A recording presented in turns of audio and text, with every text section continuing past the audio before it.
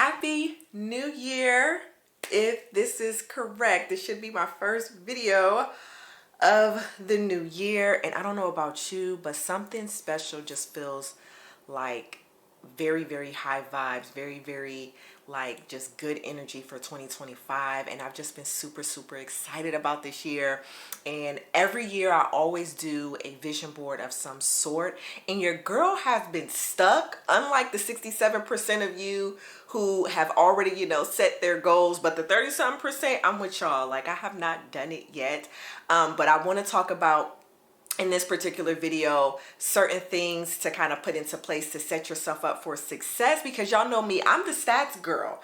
I am the stats girl. There has been some things that I have done wrong when setting my goals and vision for the year, and now I kind of understand why, which I want to share with you, because we are going to thrive in 2025, because it has been a vibe. First of all, on January 3rd, we reached 3,000 subscribers. I was so excited, and I'm already almost halfway to 4,000 subscribers. And then I also got to witness history. I think it was on the 5th of January, where my neighboring city, Alexandria, Virginia, swore in their first African-American female mayor, Mayor Aaliyah Gaskins. And although I wasn't, I'm not a community member, I wasn't able to vote because that's not my jurisdiction. I had to go and sit and witness that. Alexandria, Virginia, a little back history here, was the largest slave trade in the whole United States of America. And for the people of that city to nominate their first African-American female was just a beautiful thing. I'm like, you know what? I'm about to go on across the street and see what's going on over here. And I got to witness her being sworn in and was able to take a picture with her. So 2025 for me has already been all good energies. But in today's video, I want to share certain things that we need to know on how to be successful when we're setting our goals, because the success rate with people when their New Year's resolution is relatively low, and we're going to get into why, so we don't be setting and forgetting and not really thriving in this year 2025. So let's get right into it. Okay, let's get into it, because we are thriving in 2025, and I have been doing vision boards for the past 10 years. My first vision board I completed was in 2015. I actually still have that board. I might insert a picture or a little clip of me holding it up. But I have done vision boards just about every year since 2015 to kind of set and get myself, excited about the new year and just reanalyze like some of the things that I want to accomplish. And there have been some years where some of the things that were on my board came off of my board into my reality, but a lot of them did not. And so this past year in 2024 was the first year I actually did a digital vision board, which I'm actually going to do again this year, a digital vision board. But I kind of got frustrated with, like, year after year seeing a bunch of stuff that I put on my board that I didn't necessarily achieve. And we're going to get into why, if you're like me who set these goals and not, successful or not hitting all the goals that you set for the year, you're not alone, because actually only 8% of Americans actually achieve their goals that they set for the year. So the other 92%, they be failing all over the place. And we're going to get into why. So I do have some important stats here, some notes. So the success rate, only 8% of people achieve their goals, while 92% fail to reach them. And why is that? So once I saw that, I'm like, okay, well, what is the common denominator here? Why are people setting all these goals and then not necessarily achieving them? Because, your girl kind of fell in that category, and I don't want to be in that category again this year. I literally, like, every goal I set for 2025, I want to hit, and we're going to get the exact formula on how to do that. So why do people fail? The second Friday of January is actually known as Quitter's Day. So a lot of people by the second Friday of January have already, their goals have already failed, or they've already just given up on them, haven't even really been consistent or started. And, why does that happen?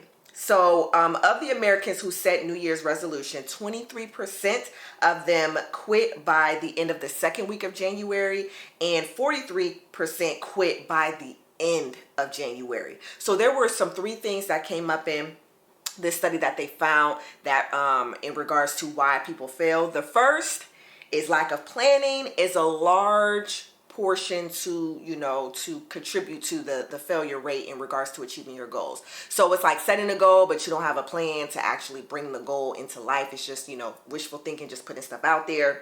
The second is they don't write them down, and there's no actionable steps to make that plan or that goal a reality. And then definitely last but not least, there is no accountability. And I'm really excited about the accountability that I'm going to set for myself and include y'all in. So make sure y'all stay tuned for the rest of this video. But this says that a large amount of Americans do not plan, as they forget to set their goals, and they don't use strategies to ensure that they stick to them. So we're not writing them down. We're not only not writing them down, we don't have a plan to kind of outline the action steps to achieve them, and we don't create any accountability. So in my studies, there is a formula that increases the likelihood of us achieving our goals. And for those people who are successful, that 8%, that smallest percent of achievers out there in these goal setting streets. So writing down your goal increases your chances by 42% of you accomplishing it, and specifically setting a SMART goal. And a SMART goal is specific, measurable, achievable, realistic, and time bound. So I'm gonna give y'all an example. I think it was on my 2015 or 2016 vision board.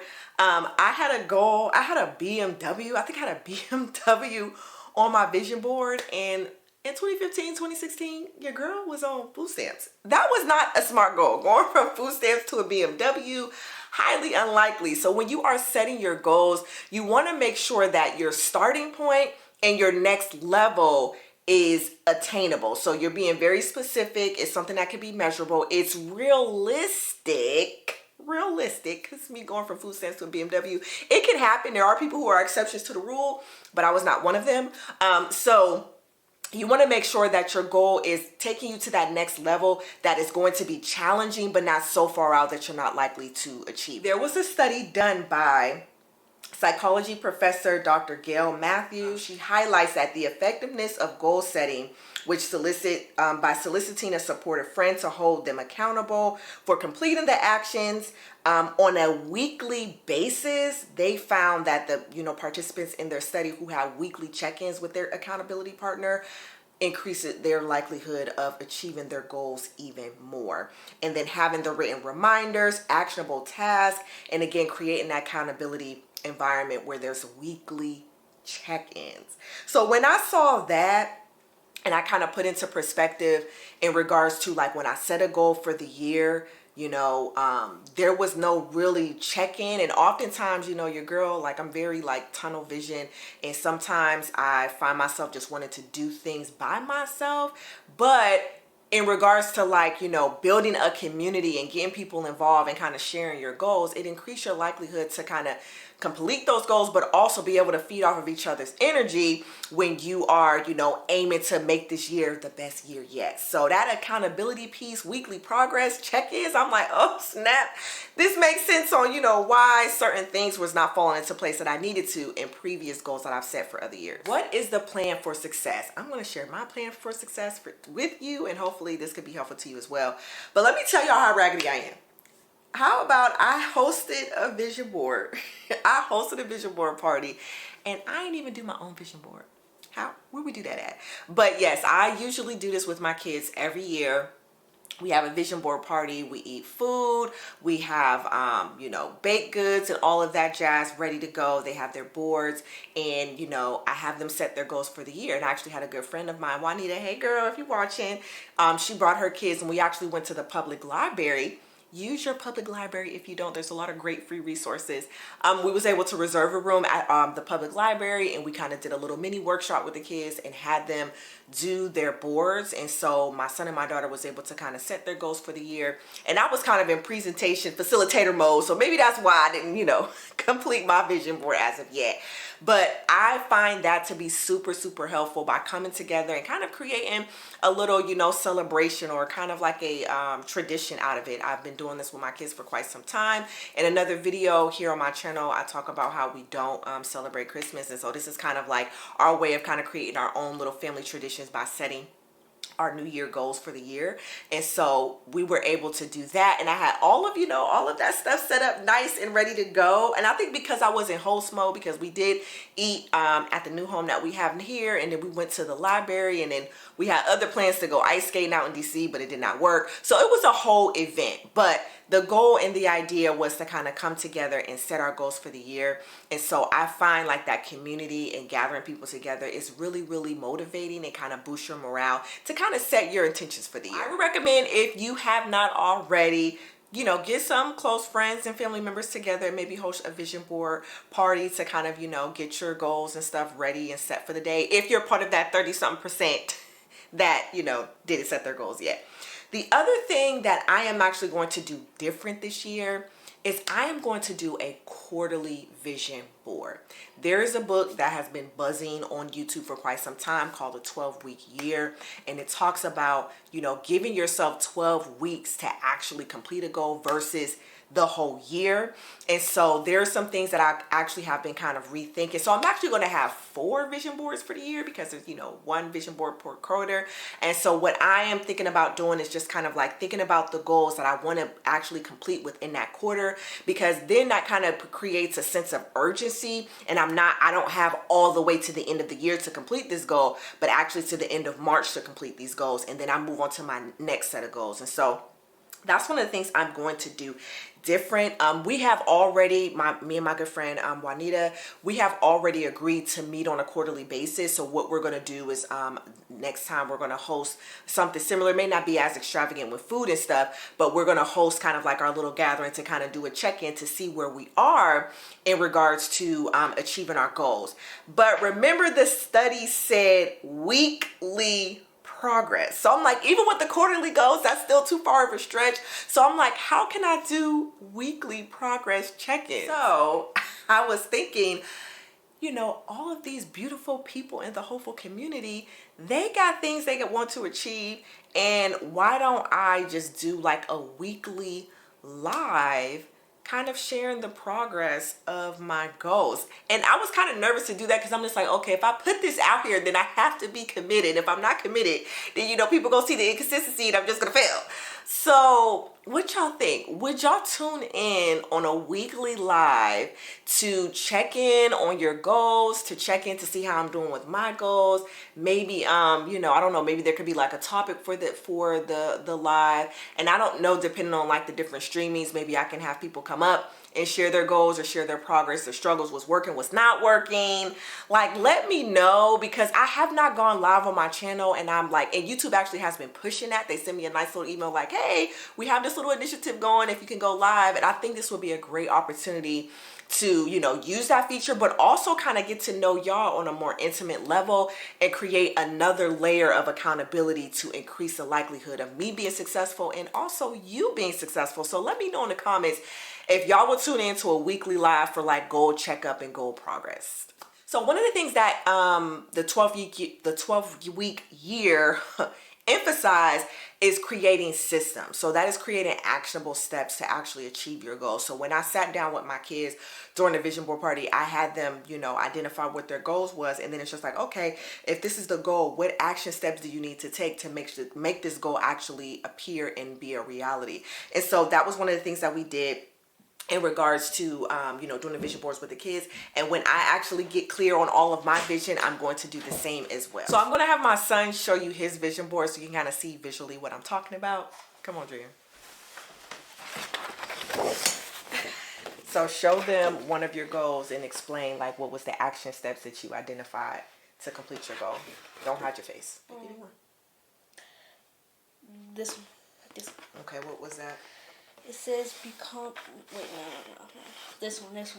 Okay. It says, What's the goal? have more faith in God. And the action steps is read Bible twice a week, Sunday/Monday, read 15 pages. I have done that today. You have? Yes. Awesome. All right. Thank you. If an 11-year-old can do it, you and I can do it. So one of the things that I've always referenced when I'm setting my vision board or setting my goals and aspirations for the year is the scripture Habakkuk 2 verse 3. And it says, then the Lord answered me and said, write the vision and make it plain on tablets that he may run who reads it.